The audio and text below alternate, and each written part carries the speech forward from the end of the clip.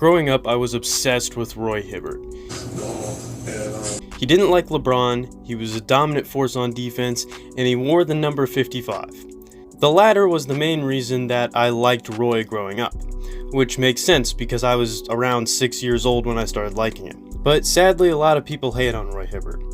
It could be because of his subpar playoff games during 2014, or because once the Pacers traded him, his production fell off. But I want to talk about how good Roy Hibbert was in his prime. A two-time All-Star and All-Defensive Team selection.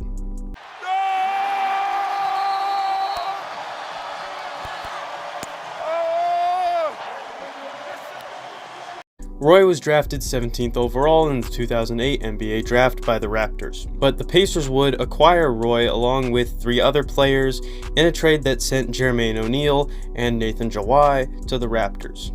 Roy's first 3 years with the Pacers were spent on a bad team. The Pacers were transitioning from the great teams of the early 2000s and rebuilding. But Roy was coming into his own. By the 2010 to 2011 season, Roy was averaging 12 points, almost 2 blocks, and 7.5 rebounds per game. He would finish 8th in the NBA in total blocks, 12th in blocks per game, and 12th in block percentage. In the 2011 to 2012 season, Roy would be selected to his first All-Star appearance. He averaged 2 blocks per game, just under 9 rebounds, and 12.8 points. Along with his All-Star selection, Roy earned All-NBA votes and ranked 4th in the NBA in blocks, 5th in blocks per game, and 7th in block percentage. The Pacers as a team were playing very well. If you want to learn more about those Pacers teams, you should go watch my video on those teams. It's about the blue-collar gold swagger era, so you should check that out if you want to see more of a story about that team. But I'm going to focus on Roy mainly throughout this video.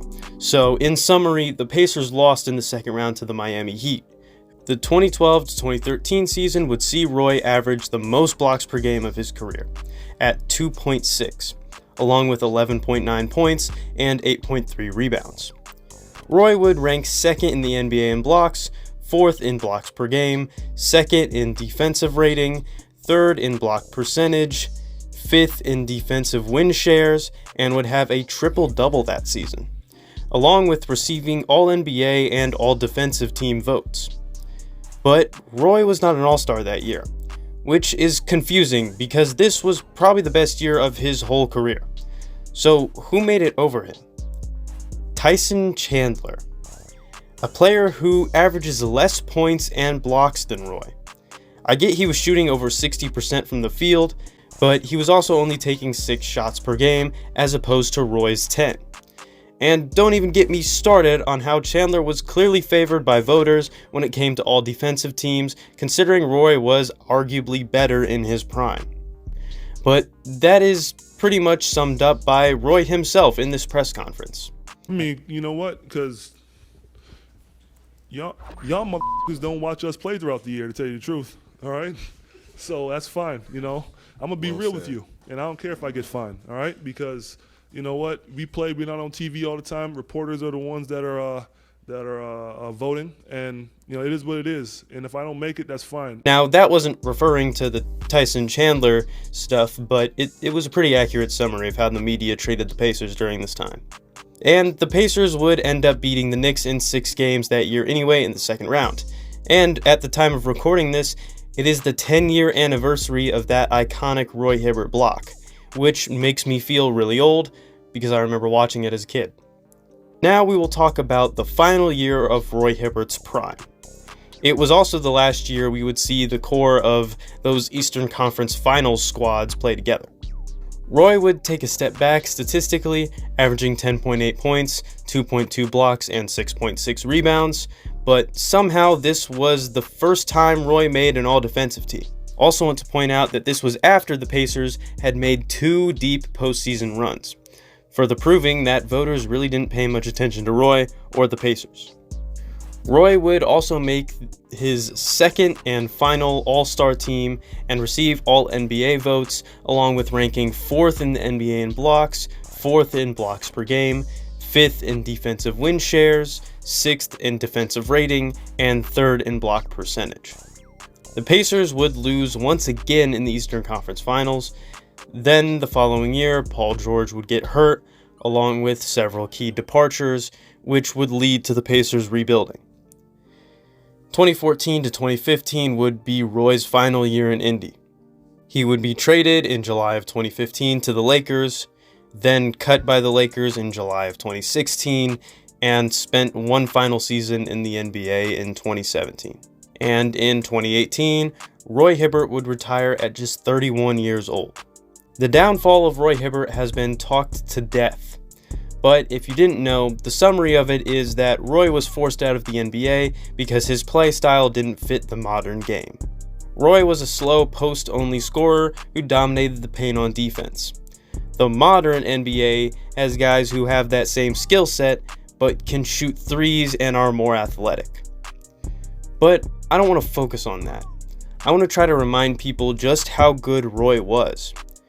Roy Hibbert literally defined how verticality was called in the NBA.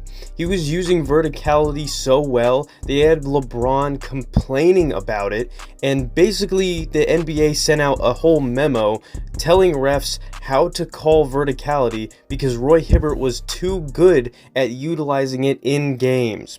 He was using it so that he wouldn't always get blocks. You know, his objective when he would go up wasn't always to get blocks, but it was to just get his body in the way of a shot, and he would stay perfectly vertical, so they couldn't call a foul on him, but the player couldn't get their shot off cleanly, and he could cause a lot of interference with their shot and basically disrupt the flow of play completely and stop a shot without getting a block.